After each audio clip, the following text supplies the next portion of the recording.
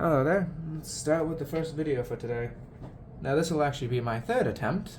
Due to an accident, I failed to film my first one fully, so I'm going to do this again.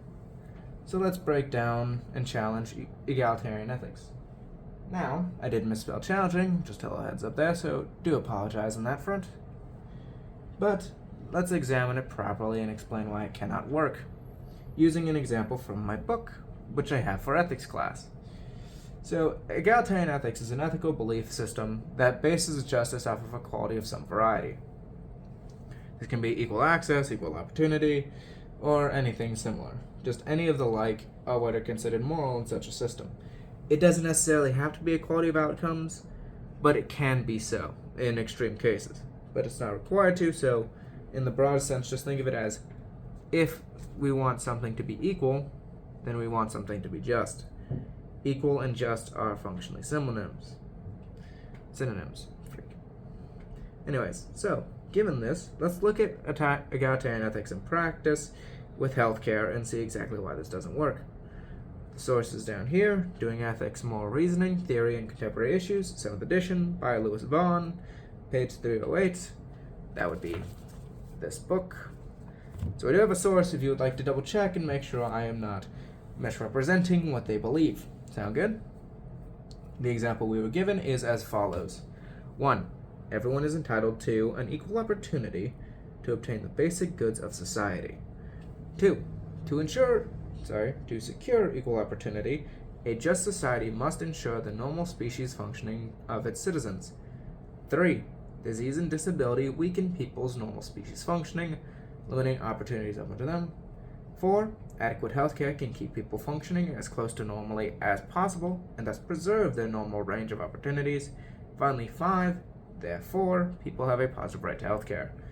Now, let's break down why I did what I did with each one so we can explain from there. These two are highlighted because they are irrelevant to the case I'm going to make because they are just statements of fact. Let's face it, disease and disability or other crippling injuries do indeed weaken people's normal abilities to do things. They limit opportunities. A person with a broken leg is not going to be able to do the same things as someone with a perfectly healthy leg. That is not an insult, it is just a fact. Being crippled through something is indeed damage. It's not a bad thing necessarily. You could argue the pain can definitely hurt, but it's not something necessarily just wrong with the person. Sometimes things just happen, and it does reduce opportunities. That's just how it is. Inadequate healthcare can indeed keep people functioning as close to normally as possible. Using the broken leg again.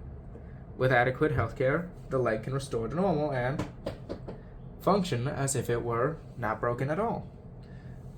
And thus, they are entirely irrelevant. They're just statements of fact. What matters here are the claims made to justify the fifth outcome. See, these are tied to these. And so these must be true for these to matter, and if these matter and are correct, then 5 is the conclusion. Basic reasoning, yeah? That's why this is bolded and this is underlined, because these are what I'm going to be addressing. Now, everyone is entitled to, or otherwise has a right to, an equal opportunity to obtain the basic goods of society. They don't have to have an equal share to them, but they are all entitled to equal opportunity. Okay, first question. Can you have an entitlement or a right to something that does not exist or cannot exist? I'm not talking about tangibility here. You can have a right to something intangible so long as it exists or can exist in some form. To give an example, free speech. I have a right to free speech. Why? Because I can do it. Think about me doing this right now. I am speaking without any interruptions by someone else causing me to stop talking, right? It may be intangible, but I can access it. I can do it. Therefore, it is something I can have a right to. If something exists, necessarily, you can have a right to it. But you cannot have a right to something that does not exist, or cannot exist. To give an example using a tangible thing, a unicorn. You cannot have a right to a unicorn, because they do not exist. And thus here's the question. Does equal opportunity exist? And the simple answer is no, and it can never exist. Why? Diversity itself. See, for opportunities to be equal, there must be the same chance of an opportunity for every single person in question. For example, let's say there's 50 people who want to get a job. In order for that to be an equal opportunity for all of them, they all must have the same chance to get the job. But that is simply not how things work, nor will it ever be how they work. For example, when it comes to UFC, who's gonna win a fight? Ronda Rousey or your average Joe? Well, simply put, Rousey. Almost certainly. Just like I'm bad with turning coins, necessarily Ronda, or rather, unrelated but still relevant, Ronda is good at fighting. She's MMA. Or rather, she's a mixed martial artist specifically. I am bad at phrasing. But she does not have an equal opportunity with the average Joe. She is more skilled than the average Joe. That's simply how it is. You may say, well, technically that's merit, so it's not a discrimination and therefore not equal opportunity, but yes, it is 100% a difference in opportunity and 100% discrimination because you are discerning between peoples. Tell me, what is the definition of discrimination? Go ahead. Tell me. I do apologize for the pause, but I did want to make sure I get this right. So I'm not misrepresenting anyone here. So, putting a quick Google search just to get a base definition, shall we? What is discrimination? It is the unjust or prejudicial treatment of someone of different categories, especially on the grounds of ethnicity, age, sex, or disability, or recognition and understanding of the difference between one thing and another. Similarly, it has a third definition, or the selection of a signal having a required characteristic, such as frequency or amplitude, by means of a discriminator that rejects all wanted signals. So, the underlying thing, whether it be Merriam-Webster or any other, is the idea of discernment and discriminating relies fundamentally on, well, taking a look at something and saying, what are the differences? That is what it is.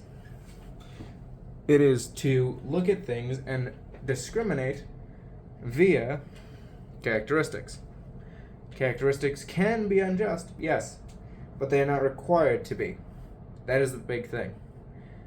Judging on merit is discriminating. You're making discernments, judgments, and conclusions, and not treating things as equivalent. For something to be equal, it has to be equivalent. A nickel is worth 5 cents. If I pulled out any other nickel, you'd also get 5 cents. 5 pounds is 5 pounds. It could be of feathers, steel, or people. Similarly, if you have 5 people and 5 people, that's the same amount of people. Equivalence means it's weighted the same. It's equivalent.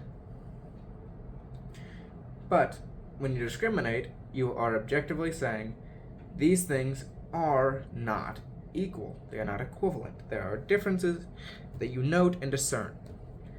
Merit, by definition, is a discriminating factor.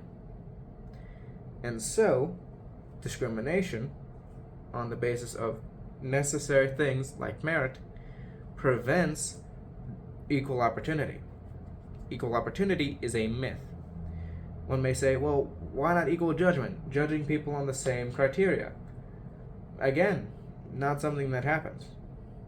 You may not like it, but it can't happen. People are not wired such. Simply put, people will naturally have a bias towards that they are familiar with. That's just how it is. Familiarity is a very real thing, and it does impact one's judgment. There's a reason why abstract situations often lead to people asking about specific circumstances. Because unable to handle the abstraction, humans instead try to relate it to something they are familiar with. We just do that naturally. And we judge people differently depending on that. If someone told you something, how much you believe it is entirely going to be dependent on your relationship to them to some extent. So I probably shouldn't say entirely, but it will definitely be influenced by it. And so you naturally get differences in judgment, opportunities, outcomes, access, everything. Just the logistics alone prevents equal opportunity, because someone from Utqiagvik in Alaska is not going to be able to access the same jobs as someone down in Miami, Florida. If it's in Tampa Bay, for example, or Tallahassee, the Floridian's going to have a big advantage just getting there alone. Even if you try to make every job that's the exact same, spaced out the exact same distance, you're still going to have issues on transportation, on timing, on everything. And people, of course, are different, which means necessarily, again, do apologize, some people were moving and talking. I didn't want to interrupt them, and at the same time, I didn't want to stop, so I paused it. I do hope you don't mind. Anyways, necessarily, people are different, therefore, the logistics alone will make it impossible to have equal opportunity. Same with equal access. Factor in things like merit and the like, and equality becomes even more of a myth. It's just something that can exist. And so everyone basing their principles and beliefs off of it is effectively lying to themselves. Because you cannot be entitled or have a right to something that does not exist. The only way for equality to exist, and this is the only way, is for a divine spark or some other religious justification. Outside of that, there is none. Because I like it is not justification, or at least adequate enough to justify it in law. But we're looking at a secular justification, are we not? When someone's asking about healthcare, they're not thinking, does God approve? No, they're thinking, should the state, which is separated from the church, whether it be in the United States, not the United Kingdom, actually, they have a mix of church and state, but it's definitely restrained in France, Germany, etc. All these places which separate the church and the state, they cannot use religious justification for secular action. The entire point of separation of church and state is to prevent the church from influencing the state, and the state from influencing the church, which they did do in the past quite often. Certainly there will always be some influence, just how it is, because these are powerful institutions. But the goal is to make it so that secular matters are secular, and religious matters are religious. If your church believes that, for example, giving to the poor is a good thing, and so all people should give up some money to the poor, well, then that's a religious practice. It is not a matter of egalitarianism, because it's just, well, religious practice. But in this case, when we're applying egalitarianism, we are necessarily applying secular reasoning absent religious dogma or beliefs. It's pragmatism. It's what's real. You cannot necessarily have any position held on a secular justification that relies on religious reasoning, short of lying. And let's face it, I don't think people like lying. Or at the very least, they don't like hearing it.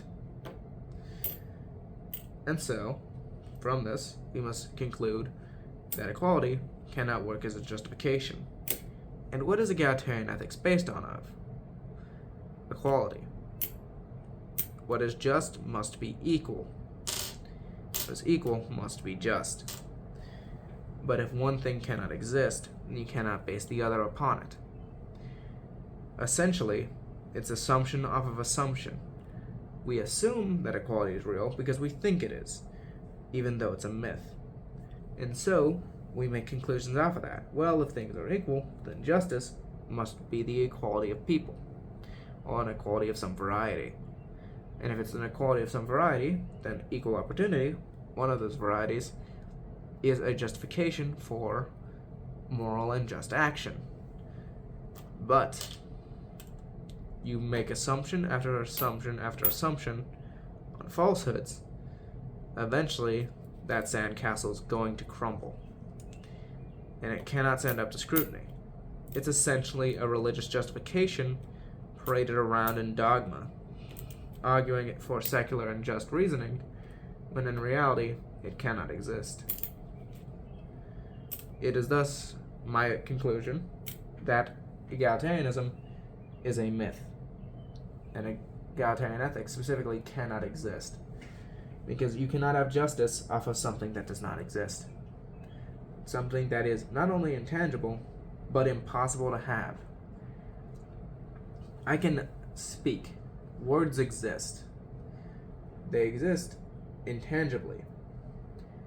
Even though technically you can feel the sound waves, the idea of the word, what it means, that social construct is entirely intangible. We may imagine something to fill in its void, but the word itself is intangible. Yet we can still have the freedom to express ourselves with it, because it can exist as intangible as it is. You can have thoughts, even though they are impossible to fully jot down, to fully understand. They are intangible. But they exist, and so one can hold it as a right. Every positive right, if you applied this logic to every positive right, you'd get the same problem. Equal opportunity, equal access, equal whatever. You'd have to apply it here and use equality as justification for this. And so, if this doesn't work for healthcare, then it won't work for anything else. Egalitarian ethics cannot work. Indeed, let's actually give you an example of it. Let's do it with the right to food. Everyone is entitled to equal access to obtain basic food. To secure this equal opportunity, a just society must ensure the normal access of said food. Reasons why food is important for society, therefore people have a positive right to it. Still falls apart here, because whether you say equal opportunity or equal access, that doesn't exist. So you can't have it as a right. You cannot have it as an entitlement. Housing, same thing. Equal opportunity or access. Can't have it, doesn't exist. Therefore, this cannot work. Plug in every single positive right you wish to claim. Okay? Do it. Every single one, whether it be in the UN list of human rights or what you personally believe. And ask yourself, can it be justified without equality? If it cannot, then it is not a right. It is a privilege people want to push on others. Whether you like it or not, you cannot argue it on the basis of egalitarianism, because egalitarianism does not work. You want a society that works? Don't appeal to the same position that holds all equally, because all are not. Instead, we're all individuals with our own traits, abilities, and skills, with different opportunities based on said skills, and different access based on both skills and location. Everything is different. Everyone is diverse in some form. And so, everyone is not equivalent, and thus no one is equal. That is reality. Feel free to disagree, I welcome it. But that'll be all. Thank you for watching.